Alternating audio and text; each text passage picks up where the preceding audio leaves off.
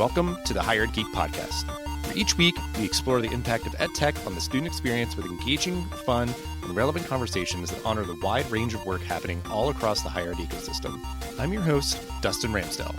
I've been working in and around higher ed for the past decade focused on student support and digital experiences. Join me every week for discussions with some of the best minds in education technology. The Hired Geek Podcast is a part of the Enrollify Podcast Network, a robust collection of shows designed to help higher education professionals like you grow. Explore our other shows at enrollify.org or check out some of my personal favorites linked in the show notes below. Enrollify is made possible by Element 451, the leading AI-powered all-in-one student engagement platform helping institutions create meaningful, personalized, and engaging interactions with students. Learn more at element451.com.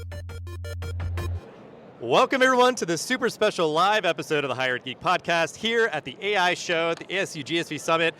Sunny San Diego. It's a beautiful day. Excited to have our guests here talking and giving kind of space here as we've been trying to really bring in all the various kind of stakeholders, workforce development, K through 12, bringing that in here because everything is sort of impactful to the work. So we're excited for this conversation here with Doctors Leanne Lindsay and Chad Guestin. So Chad, if you want to start us off, briefly introduce yourself and what brings you to the event. What are you excited to see? Yeah, great. So thanks so much for the opportunity to be here today. It's an incredible event. I'm Chad Guestin. I now am the founder and executive director of what's called the Arizona Institute for Education and the Economy. And just to your last comment around it's all connected, we look at this entire P20 continuum, K-12, higher ed, workforce, and that's the work that we do in Arizona. And we do that in partnership with Northern Arizona University. And prior to coming to this work, I spent 22 years in K-12, last 8 years as superintendent of the Phoenix Union High School District in Arizona. And what brings us here is a space to see and meet with innovators and like-minded people. Hi, I'm Leanne Lindsay. This is actually my 30th year in education, 25th in the area of ed tech, and I've spent most of that time in the K-12 space, but also some time in higher ed as it relates to teacher preparation. So I've been around these ed tech conferences a lot. This is my second year at the Air Show. But I feel like what makes this conference different and why I'm here is because this conference is really focused on innovation and what's on the cutting edge and who are the system leaders, both in the tech companies, at the national and international organizations. They're really people who are thinking within systems, but really pushing boundaries. So we're all about pushing boundaries. Absolutely, yeah, and I'm excited, again, for this conversation, and again, just being in spaces like this, it just naturally brings kind of diverse perspectives together, so, but just to make sure we're all kind of on the same page for our listeners out there, I'll give this one to you, Chad, since you are the founder. If you just briefly explain more about the Institute and the work that it does.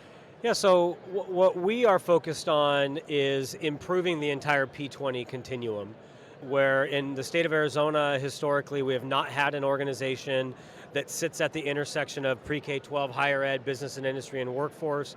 So on one hand, we're an intermediary thinking about the future of school and the future of work. But secondly, we're also really clear that we exist to work on the system, not in the system. As Leanne just mentioned, we want to think out of the box, we want to think boldly. We're not thinking about how we can tinker around in this version of school. We actually exist to think about this future and the future version, and of course that's where there's some AI intersection as well. Yeah, so we're going to bring that into the conversation here. I was perusing your all's website. I'll get up to give you kudos because you listed out all of the sort of stakeholders very explicitly. It's a lot, but it is all important. And even, sort of acknowledging AI and everything. So, we'll give you a couple opportunities to kind of speak to that. So just generally, how is AI influencing your group's work?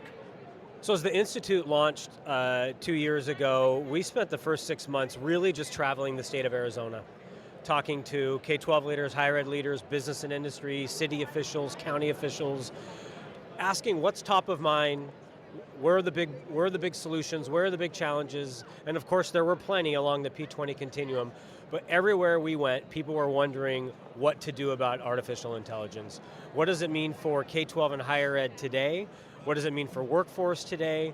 And at the same time, what does it mean for the future? When we think about the future of school, K-12, the future of higher ed, and the future of business and industry, everyone wanted to know, how does AI fit into this picture? And so we jumped into the AI space because the broader context of Arizona said that somebody needed to take the lead.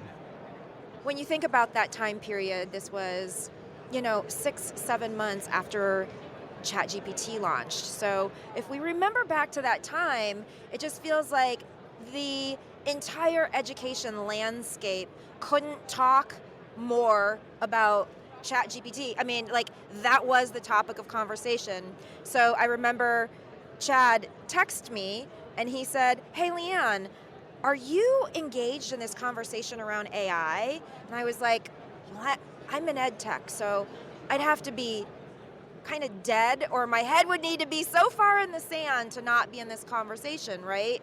And I think at that particular time, we started looking around, and that's when states began releasing guidance documents to help all of this, because it wasn't just in Arizona where leaders were like, what do I do with AI? It was nationally and internationally.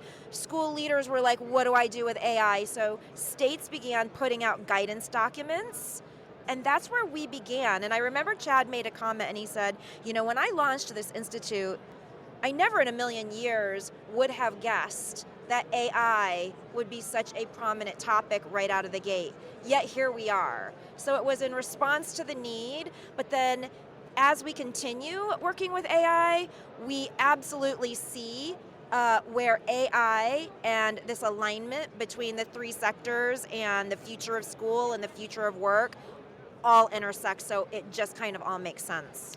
Yeah, and I guess like as a quick follow-up to kind of correct or sort of confirm my understanding, it's as much about like how are we teaching and fostering like AI literacy, but then also just making acknowledgement of like if you are going to be working in any organization, you will probably use AI and like teaching maybe about like kind of the technical pieces, but then also just sort of like, whatever your discipline is, you're going to need to be comfortable and understand this technology and how it's used and everything. So I guess like, I don't know if I'm like asking with the finest point that I can, but I think it's just that idea of like, there's a lot of sort of like kind of wrinkles to this sort of like AI thing of like that idea of like, companies, learning institutions, and just like all of this sort of coming together. Like there's a lot to what you're sort of getting at of like, okay, we're this, institute for education and the economy, but like on both of those sides, I guess, like for education and the economy, AI is going to be sort of like influencing the way that we operate and like what we're teaching, I guess if that makes sense. So I guess could you like confirm, I guess that like the ways that tactically AI is sort of like showing up and I guess sort of like the day-to-day of like, what you're doing as you're working with sort of like the various stakeholders, because it's like, we're teaching AI how to use it, we're teaching like, how people to like use it for their like administrative processes and to be more efficient and everything. So like, is that sort of like how it's taking shape? Yeah, I mean, you bring up a good point, and I'm really glad that you said the thing about AI literacy, because that's absolutely paramount to what we're doing. I look at it in a couple of different ways. There's one track that's about how are we using AI today, right now? How are we ensuring that we are using AI effectively, whether we're an administrator, whether we're a teacher or whatnot, safely, responsibly, ethically? How do we know that we have that really firm foundation, using it in ways that we need to right now? And then we also think about AI in terms of like when we dream about the future. And let me step back the word dream for just a minute.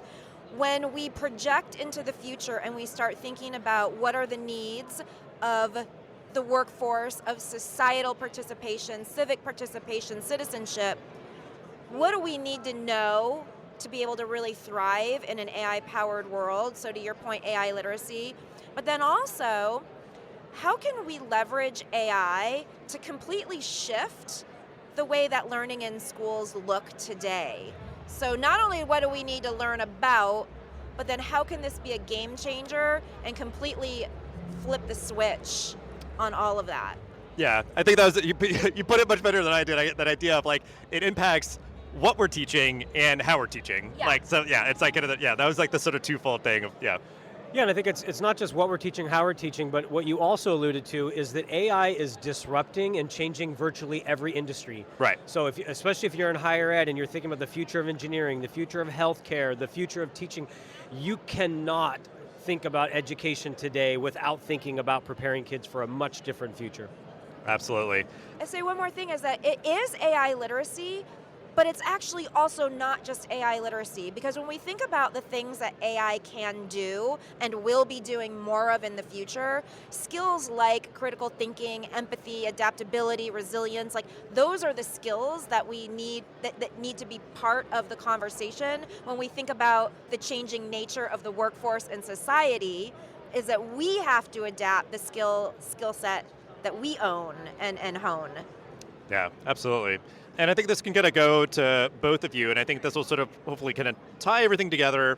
The investments that like what you're doing in K through 12, how are you seeing that impactful for higher ed? Because I think that's like part of it. I think is like if we're fostering AI literacy in elementary school, that obviously is going to be sort of the ripple effect for like years from now. It's like, well, yeah, we're trying to predict and project and make sure that we're cognizant of like where we are now and help people do the work they're doing now, but then also like make an investment for the future. So what makes the investments you all are doing in K through 12 now important for higher ed in the future?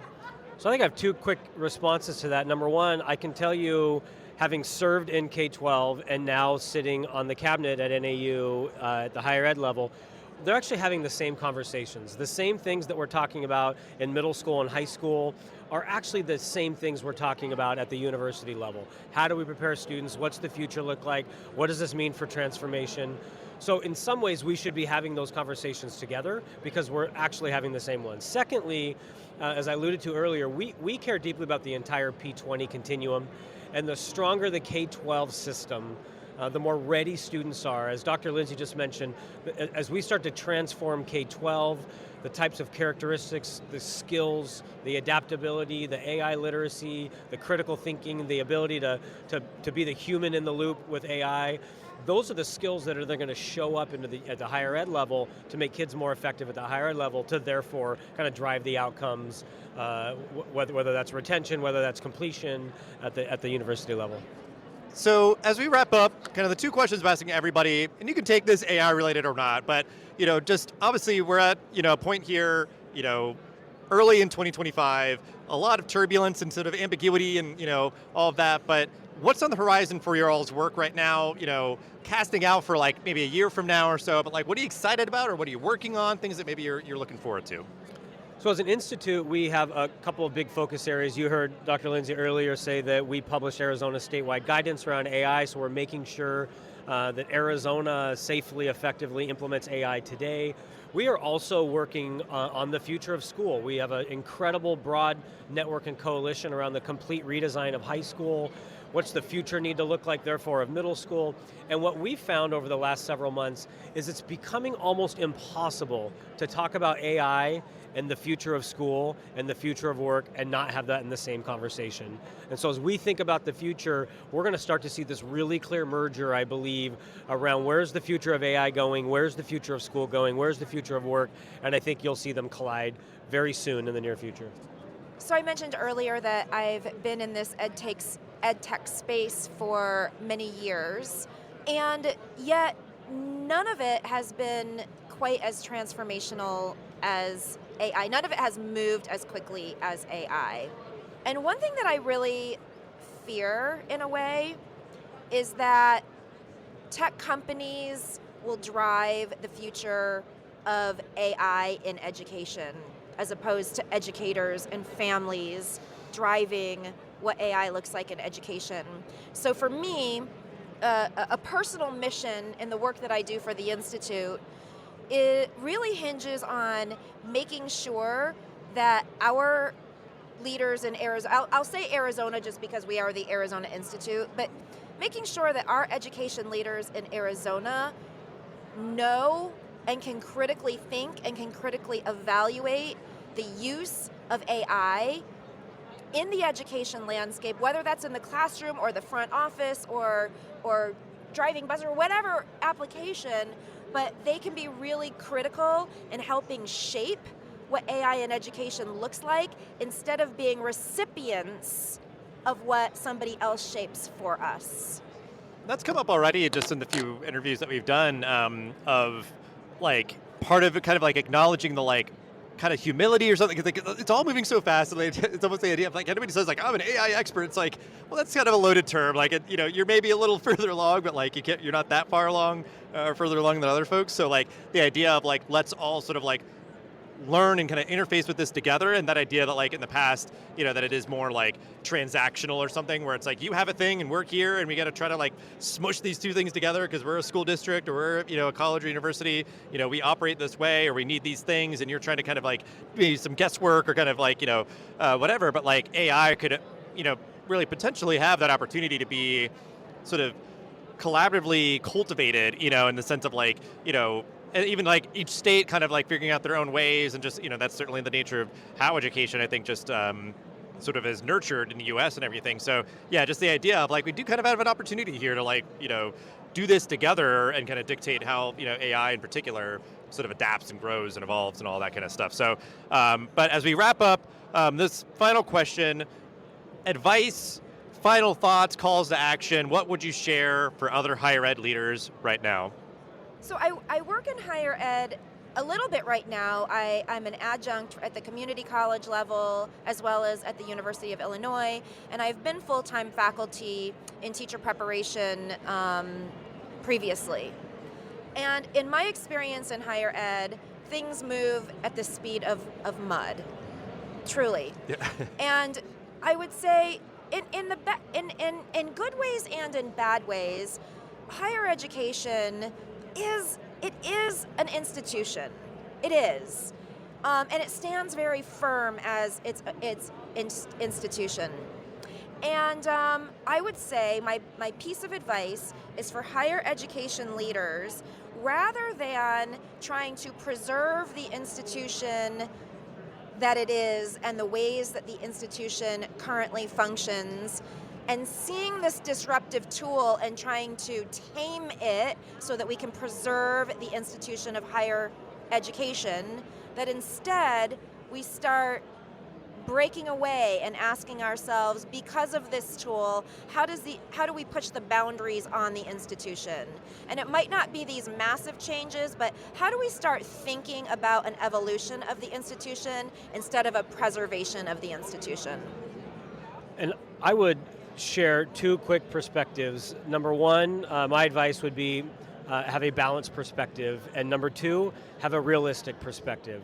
And by balance, we say all the time, AI is not all good, it's not all bad. It's a little bit of both. And so what are you doing to leverage it, use it for the offense? What are you doing to play defense against it? Make sure that you're not furthering misinformation, bias, et cetera. So be balanced in how you approach AI. But then I think to Dr. Lindsay's point, be realistic. It's here, it's coming fast, and if you think you're going to just preserve who you are today and leverage AI, you're wrong. Now is the inflection point to ask yourself, how do we leverage these new technologies? AI today, quantum computing tomorrow, how do we leverage new technologies to rethink who we are as an institution and as an entire field of education? And to thrive.